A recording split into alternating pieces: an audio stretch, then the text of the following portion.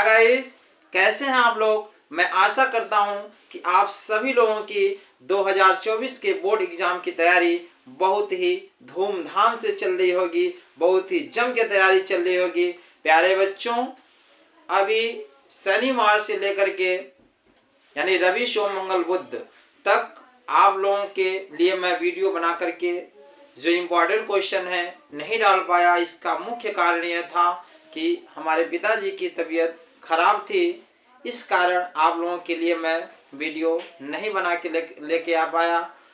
प्यारे बच्चों, अब उनकी तबीयत ठीक है। आज से पुनः आप सभी लोगों को एक एक वीडियो करके अपलोड करूंगा, अच्छे से देखें, क्योंकि अब की बार 90 पार्ट वो आपका सपना साकार होने वाला है। एक एक क्वेश्चन, एक एक वीडियो अच्छे से देखें, नोट्स बनाएं, ठीक है। चलिए प्यारे बच्चों, कुछ लोगों का कमेंट है कि सर विद्युत चैप्टर पढ़ा दीजिए साइंस में। बिल्कुल, वह भी पढ़ाया जाएगा, बस 1 से 2 दिन में साइंस भी मैं स्टार्ट करूंगा, ठीक। तो जो भी छात्र छात्राएं यूपी बोर्ड की तैयारी कर रहे हैं, आप लोगों की भी जिम्मेदारी बनती है, अपने अपने दोस्तों को बताओ कि चलो, और एक चैनल विष्णु कोचिंग सेंटर है और इसमें बहुत ही अच्छे से पढ़ाई चल रही है, बोर्ड की एग्जामिनेशन की तैयारी कराई जा रही है, ठीक, ताकि वे लोग भी इस अवसर का लाभ ले सकें, ठीक है। तो चलें, देखिए, इसके पहले मैं आप लोगों को ऑप्शनल वाले क्वेश्चन, ऑब्जेक्टिव बहुविकल्पीय क्वेश्चन पार्ट 1 करके बताया था। आज पार्ट 2 में ऑप्शनल ऑब्जेक्टिव क्वेश्चन बताऊंगा, जो कि 10 क्वेश्चन इसमें भी रहेंगे।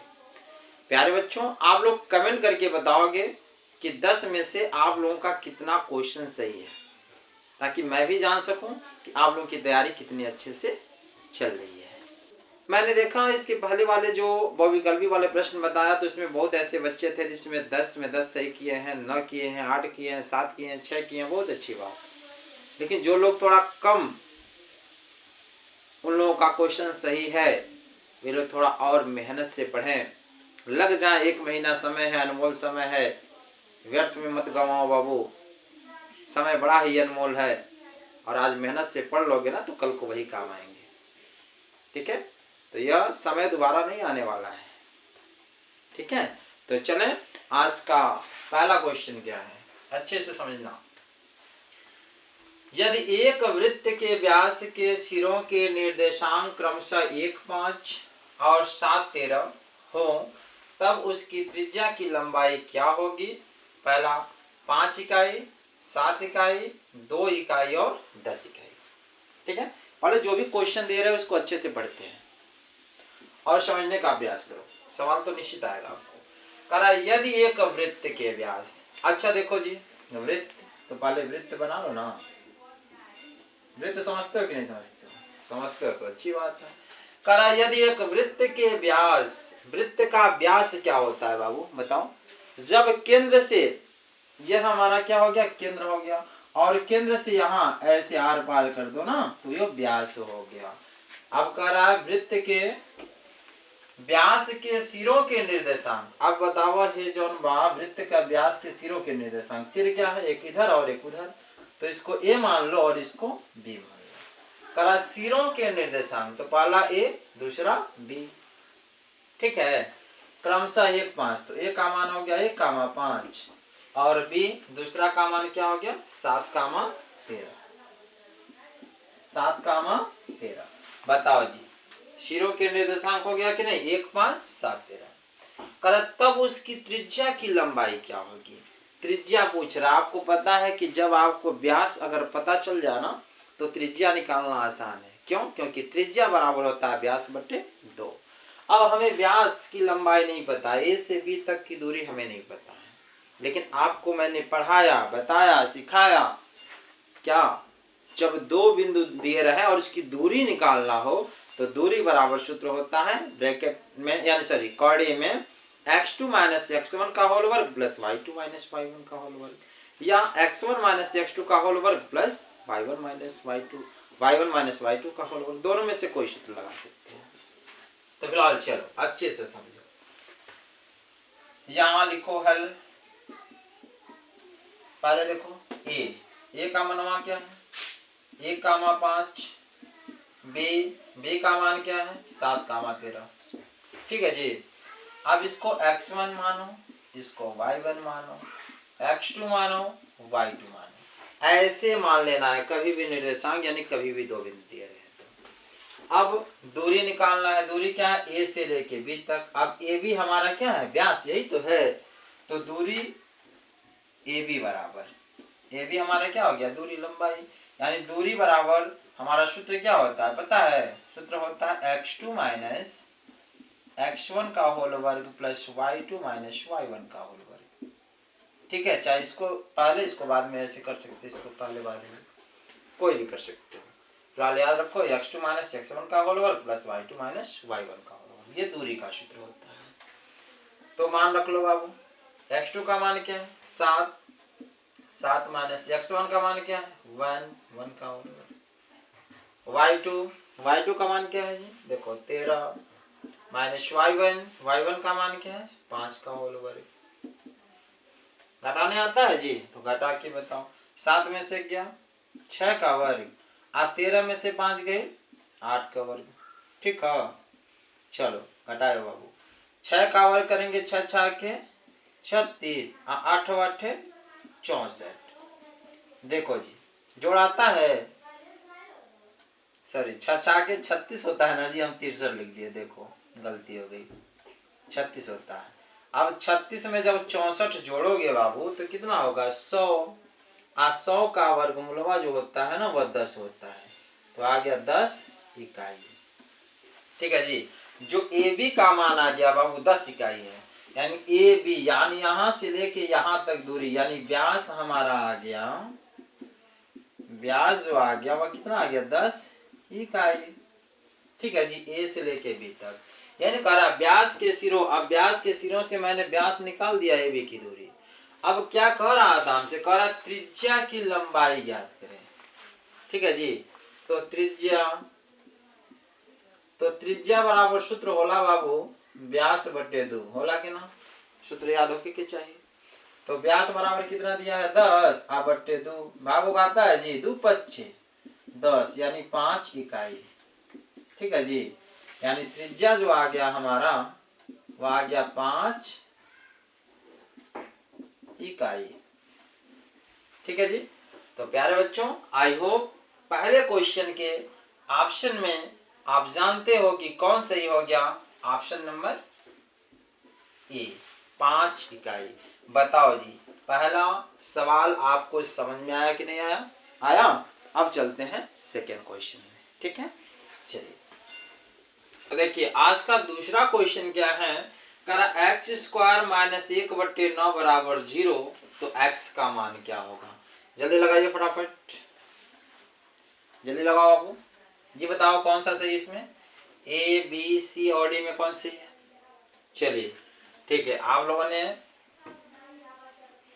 कुछ लोगों ने सही कर लिया होगा, कुछ नहीं, बहुत लोगों ने ये क्वेश्चन सही कर लिया होगा, क्योंकि मुझे पता है, मुझे विश्वास है, क्योंकि आप लोग अच्छे से पढ़ाई कर रहे हो। जो आपका सपना है जरूर पूरा होगा, बस मेहनत कर लो बाबू, 1 महीना समय है। ठीक है, तो चले अब फिर मैं बताता हूँ, इसे अच्छे समझो। प्रश्न में दिया है बाबू x² माइनस 1/9 बराबर 0। अब इसमें कह रहा कौन सा सही है? देखो जी, x² बराबर ये माइनस 1/9 है, जब उधर ले जाएंगे तो हो जाएगा 1/9, माइनस का प्लस हो जाएगा ना। जब पक्षांतर कहते हैं तो चिन्ह बदल जाता है, जहाँ माइनस है वहां प्लस, जहाँ प्लस है माइनस। यहाँ माइनस था, जब उधर ले गए तो प्लस हो गया। x बराबर, देखो जी वर्गमूल निकालो। देखो जब कभी भी किसी का वर्गमूल निकाला जाता है तो आगे ऐसे माइनस प्लस लिख दिया जाता है, इसमें तो गलती करेंगे नहीं। 1 का वर्गमूल 1 क्या होता है? 9 का वर्गमूल कितना होता है जी? 3 लिखा लो, यानी 9 का वर्गमूल 3 हो गया। तो ये बताओ इसमें किसी में है कि नहीं? ए बी सी डी में कौन सी है? x बराबर ऋण धन 1/3, देखो सी ऑप्शन से बताओ। प्यारे बच्चों, सेकेंड क्वेश्चन भी आपको आया कि नहीं आया? आया। तो चले अब हम लोग चलते हैं क्वेश्चन नंबर 3 में। तो क्वेश्चन नंबर 3 क्या है बाबू? करा यदि x प्लस a बहुपद 2x² plus 2ax plus 5x plus 10 का एक गुणनखंड है तो a का मान याद करें। ठीक है, एक चीज याद रखिएगा, क्या? यहाँ लिखो पहले हल, इसमें दिया ऑप्शन में कौन सही है, 1 0 3 2 कौन सही होगा? पहले तो मैं बताता हूँ, अच्छे समझो। करा x प्लस ए बहुपद इतना का एक गुणनखंड है। जब कहे कभी भी कितना का एक गुणनखंड है तो याद रखो पहले इस समीकरण को लिख देना, ठीक है। समीकरण बराबर 0 लिख देना। जो बड़ा समीकरण होगा उसके बराबर भी पहले 0 लिखो। बड़ा समीकरण यही है ना, तो लिखेंगे 2x² plus 2ax plus 5x plus 10 बराबर 0, ठीक है जी। कारक का एक गुणनखंड है तो ए का मान, अब जो छोटका रही ना ओ के बराबर 0 माने के पड़ी। आज जौन मान रही हो मेरा कितने बताना जाइए, बताओ ए का मान कैसे? छोटका मान क्या है, x प्लस ए बराबर क्या लिखो 0। x बराबर हाई प्लस ए है, ओवर जाए तो क्या हो माइनस ए रखने पर, ठीक है। इसको समीकरण 1 मान लेना हो तो अब जहां जहां x है वहां माइनस ए रख दो, अभी आ नहीं जाएगा ए का मान। देखो 2 है तो 2 आगुड़े x का मनवा का है माइनस ए, तो लिखो माइनस ए कितना घात 2 घात प्लस 2 ए गुड़े x का मान क्या है माइनस ए, ब्रैकेट में लिखो प्लस 5 गुड़े x का मान क्या है माइनस ए, ठीक है, प्लस 10 बराबर 0, ठीक है जी। अब देखिए 2 गुड़े यहां जब माइनस का वर्ग करेंगे बाबू तो क्या हो जाएगा, प्लस हो जाएगा, तो क्या हो जाएगा a², ठीक है। फिर धन में जब ऋण का गुणा होगा बाबू तो माइनस हो जाएगा, 2 a में a का गुणा होगा तो a², फिर धन में ऋण का गुणा होगा तो ऋण होगा, 5 में a का गुणा करो 5a प्लस 10 बराबर 0, ठीक है जी। अब देखो 2 गुणे a² यानी 2a² minus 2a² minus 5a plus 10 बराबर 0। अब देखो जी हाई बिल्कुल मिल रहा है, एगो प्लस है एगो माइनस, तो प्लस माइनस कर जाला, पता है ना, घटा दे बोल जाला, तो माइनस 5 और प्लस 10 बचा, तो माइनस 5a बराबर प्लस 10 है, जब उधर जाएगा तो माइनस 10, माइनस से माइनस कट गया बाबू, ठीक है। इधर आ जाओ तो a बराबर क्या हो जाएगा जी, a बराबर हो जाएगा 10/5, तो लिखेंगे 10/5, 5 दूनी 10, a का मान कितना आ गया 2, तो देखो ऑप्शन में है 2, बिल्कुल है डी ऑप्शन है। तो प्यारे बच्चों आई होप क्वेश्चन नंबर 3 भी आपको समझ में आया होगा। अब हम लोग चलते हैं क्वेश्चन नंबर 4 में। क्वेश्चन नंबर 4 क्या है, यदि 2 cos 3 थीटा बराबर कौड़ी में 3 तब थीटा का मान है, पहला क्या है 10 डिग्री, बी 15 डिग्री, सी 30 डिग्री और डी 45 डिग्री। तो यहाँ लिखे हल बाबू, देखो जी करा 2 cos 3 थीटा बराबर कौड़ी में 3, जल्दी फटाफट लगाइए इसको, लगाइए लग रहा है। चलिए मैं बताता हूँ, तो 2 cos 3 थीटा बराबर कौड़ी में 3 दिया है, तो पहले cos 3 थीटा का मान निकालो, तो cos 3 थीटा बराबर हो जाएगी बाबू कौड़ी में 3 बटे का है 2 हो जाएगा। अब देखो हमको थीटा का मान पूछ रहा है, तो सीधी सी बात, यहाँ काश है तो यहाँ काश बनाना पड़ेगा तभी तो कुछ कटेगा। तो हम सूत्र जानते हैं, आप भी जानते होंगे कि काश 30 का मान होता है बाबू कौड़ी में 3/2, ये सूत्र है, इसे आपको याद करना पड़ेगा। तो यहाँ कौड़ी में 3/2 दिया है, तो बाबू काश में किसका सूत्र होता है काश 30, तो क्या यहाँ मैं काश 3 थीटा बराबर यहाँ काश 30 डिग्री लिख सकता हूँ, क्यों नहीं, क्योंकि काश 30 का मनवा होता है कौड़ी में 3/2। अब देखो जी काश से काश कट गया, तो 3 थीटा बराबर 30 डिग्री हो गया, तो थीटा बराबर हो जाए 30 बटे क्या 3, 3 दहा में 30, यानी कितना होगा थीटा बराबर 10 डिग्री, ठीक है जी। बताओ ऑप्शन में 10 डिग्री है कहीं, बिल्कुल है, ये वाला सही है। तो प्यारे बच्चों अब हम लोग चलते हैं क्वेश्चन नंबर 5 में। तो क्वेश्चन नंबर 5 क्या है, एक बारंबारता बंटन के लिए माध्य माध्यिका और बहुलक के बीच संबंध क्या है। देखिए ये भी क्वेश्चन कई बार पूछे गए, बहुत इंपॉर्टेंट है कि माध्य माध्यिका और बहुलक में संबंध क्या है, ये आपको अच्छे से सूत्र को याद करना होगा, ठीक है। इससे रिलेटेड क्वेश्चन भी पूछते हैं, कैसे पूछते हैं मैं बता रहा हूँ। फिलहाल करा एक बारंबारता बंटन के लिए माध्य माध्यिका और बहुलक के बीच में क्या संबंध है, तो आपको याद रखना होगा कि माध्य माध्यिका और बहुलक के बीच में जो संबंध होता है वह होता है बहुलक बराबर 3 माध्यिका माइनस 2 माध्य, यानी सी ऑप्शन क्या है, सही है। यानी बहुलक बराबर सूत्र होता है 3 माध्यिका माइनस 2 माध्य। ठीक है, ये आपको अच्छे से याद करना है। देखिए कभी कभी क्वेश्चन कैसे पूछ दिए जाते हैं, इस पर क्वेश्चन पूछते हैं कैसे, जैसे कह दिया जाए, प्रश्न में कह दिया जाए निम्न आंकड़ों का माध्य बराबर 2, ठीक है, और माध्यिका बराबर 3, तो बहुलक क्या होगा। तो बस यही सूत्र आप रख लीजिएगा, इससे आंसर आ जाएगा। कैसे, सूत्र क्या होता है संबंध में कि बहुलक बराबर 3 माध्यिका माइनस 2 माध्य। क्या होता है, 3 माध्यिका माइनस 2 माध्य। देखो जी, अगर ये सूत्र देखो संबंध पूछेगा तो ये सी ऑप्शन सही कर देना, लेकिन इस पर क्वेश्चन भी पूछ देगा कि माध्य दिया रहेगा, माध्यिका तो बहुलक कहेगा, इसी सूत्र पे आप रख लीजिएगा। तो सूत्र होता है 3 माध्यिका, माध्यिका कितना दिया है 3, तो लिखो गुणे 3 माइनस 2 माध्य, माध्य कितना दिया है 2, जितना दिया जाएगा लिख देना। 3 त्रिका 9, 2 दूनी 4, 9 में 4 गया 5। ठीक है, यही हमारा क्या है आंसर है। या क्वेश्चन पुनः बदल सकता है, कैसे बदल सकता है, कह सकता है कि निम्न में से बहुलक का मान 5, माध्य का मान 7, तो माध्यिका याद करें। इसी सूत्र पर आप सवाल लगा सकते हो। ठीक है, लगा सकते हो कि नहीं। तो फिलहाल यह संबंध अच्छे से याद करना, और जब कभी भी बहुलक का मान दिया हो, माध्यिका का मान दिया हो, माध्य पूछे तो इसी सूत्र पर रख देना, आ जाएगा। इतने तो समझदार हो ना। तो चलें अब हम लोग चलते हैं क्वेश्चन नंबर 6 में। 6 में कह रहा यन प्रेक्षणों का माध्य यक्ष बार है। कह रहा यन प्रेक्षणों का माध्य यक्ष बार है, यदि प्रत्येक प्रेक्षण को a से बढ़ा दिया जाए तो नया माध्य क्या होगा। पहली बात तो माध्य कह रहा है यक्ष बार, तो यक्ष बार तो सब में दे दिया है, दिया ना। देखो पहले में यक्ष बार, यहाँ भी यक्ष बार, यहाँ भी यक्ष बार, यहाँ भी यक्ष बार, लेकिन क्या बढ़ाया जा रहा है, कह रहा है कि प्रत्येक प्रेक्षण को a से बढ़ा दिया जाता है। क्या बढ़ाया जा रहा है, a, तो यहाँ तो a बटे 2 बढ़ गया तो गलत हो गया, यहाँ a बढ़ गया, यह घट गया, देखो माइनस है तो ये भी गलत हो गया, यहाँ a बटे 2 बढ़ा ये भी गलत है, यानी a यहाँ बढ़ा है। तो ऑप्शन नंबर कौन सही होगा, a।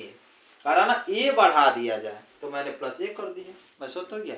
तो क्वेश्चन नंबर 6 भी कंप्लीट हुआ। अब हम लोग चलते हैं क्वेश्चन नंबर 7 में। क्वेश्चन नंबर 7 में क्या कह रहा है कि निम्न में परिमेय संख्या है। ठीक है, पहला कह रहा है कौड़ी में 31, बी है कौड़ी में 5, सी में है 3 प्लस कौड़ी में 23 माइनस कौड़ी में 23, और डी है कौड़ी में 11। एक चीज याद रखिएगा, परिमेय कह रहा है। क्या कह रहा है, परिमेय। परिमेय संख्या क्या होना चाहिए कि कभी भी किसी भी प्रश्न में कड़ी में नहीं होना चाहिए। अगर कड़ी में है हो तो वह कड़ी से बाहर अगर आ जाए, अगर वह कड़ी से बाहर निकलने योग्य हो तो वह क्या होता है, परिमेय है। लेकिन कड़ी से न निकल पाए तो वह अपरिमेय है। जैसे मैंने कह दिया कड़ी में 5, क्या 5 निकल सकता है बाहर, नहीं निकलेगा, क्योंकि 5 का वर्गमूल नहीं होता है। इसलिए 5 जो होगा अगर अंदर रहेगा तो क्या होगा, अपरिमेय होगा। लेकिन वही कड़ी के अंदर 4 लिख दिया जाए तो क्या 4 कड़ी से बाहर आ सकता है, बिल्कुल आ सकता है। क्यों, क्योंकि 4 का वर्गमूल 2 होता है। इसलिए 4 अगर कड़ी में है तो वह कभी भी क्या होगा, अपरिमेय नहीं होगा बल्कि परिमेय होगा। तो चलें अब इस ऑप्शन में देखो परिमेय कौन है। क्या कड़ी में 31 लिखा है, क्या 31 कड़ी से बाहर आ सकता है, नहीं, वर्गमूल नहीं होता है, तो ये गलत है। क्या 5 कड़ी से बाहर आ सकता है, वर्गमूल नहीं, ये भी गलत है। अब देखो ये क्या 11 कड़ी से बाहर आ सकता है, नहीं आ सकता है। अब देखो इसी पे बात तो बनती है, कैसे, ये देखो 2 कड़ी है, ये भी बाहर नहीं आ सकते, कड़ी में 23, कड़ी में 23, ये भी बाहर नहीं आ सकते हैं। लेकिन इसको हटा तो सकते हैं, कैसे हटाएंगे जी, एक प्लस है और एक माइनस है, तो जो प्लस और माइनस तो क्या हो जाते हैं, 0 कट जाते हैं। तो ये देखो प्लस 23 है कड़ी में और ये भी माइनस कड़ी में 23 है, तो प्लस माइनस कट जाए तो क्या बची 3। अब बताओ यहाँ जब 3 बचल का 3 कड़ी में भागा नहीं है ना, तो यही क्या होगा, परिमेय। तो ऑप्शन नंबर कौन सा होगा, सी। ठीक है बाबू, अच्छे से समझ लेना। आइए 8 नंबर करा, यदि 26 156 का लौसा 156 है, देखो जी, तो मौसा क्या होगा। ठीक है जी, तो क्या होगा, मौसा क्या होगा।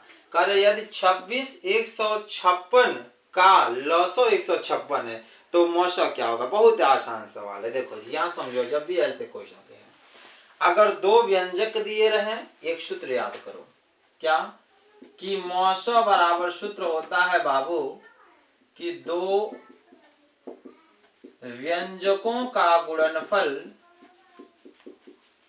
दो व्यंजकों का गुणनफल बटे लौसा। समझे। अगर कभी भी आपसे मौसा पूछा जाए और दो व्यंजक का गुणनफल दिया रहे और लौसा दिया रहे तो मौसा बराबर दो व्यंजकों का गुणनफल बटे लौसा कर देंगे। या अगर आपसे लौसा पूछा जाए तो सूत्र होता है दो व्यंजकों का गुणनफल बट्टे हो जाए मौसा। ठीक है बाबू, ये दो सूत्र अच्छे से याद कर लें। अब हमसे क्या पूछ रहा है, अब हमसे इसमें क्या पूछ रहा है, मौसा। ठीक है जी। तो यहाँ देखो हल करा है कि यदि 26 और 156 यानी 26 और 156 ये दो व्यंजक है, 26 और 156 है, का लौसो, लौसो क्या दिया 156। तो यहाँ लिखो हल। ठीक है जी। दो व्यंजक, दो व्यंजक, व्यंजक क्या है, वो 26 है और वो क्या है 156 है। ठीक है जी, दो ही व्यंजक है ना, 26 और 156। करा लौसो, यानी लौसो बराबर दिया है कितना जी 156। तो करा मौसो क्या होगा, तो मौसो का यही फार्मूला है ना, इसे आप गायब कर दो। तो देखो बस इसी सूत्र में लिखो, तो लिखेंगे मौसो बराबर दो व्यंजकों का गुणनफल, व्यंजक क्या है दो, एगो 26 है 156 है, तो व्यंजक का गुणनफल माने गुणा 26 गुणे 156 आप बटे लौसा क्या है बाबू 156। तो वही होगा 156, कट गए, कितना बचल 26। देखो ऑप्शन में है 26, बिल्कुल भी सही है। तो ये सूत्र दो जरूर याद रखना। आज का क्वेश्चन नंबर 9 क्या है, 12 सेमी त्रिज्या वाले, 12 सेमी त्रिज्या, त्रिज्या कह रहा है ना, तो यहाँ लिखो, इसका हल यहाँ देख लेते हैं। आर बराबर कितना दिया है 12 सेमी। ठीक है जी।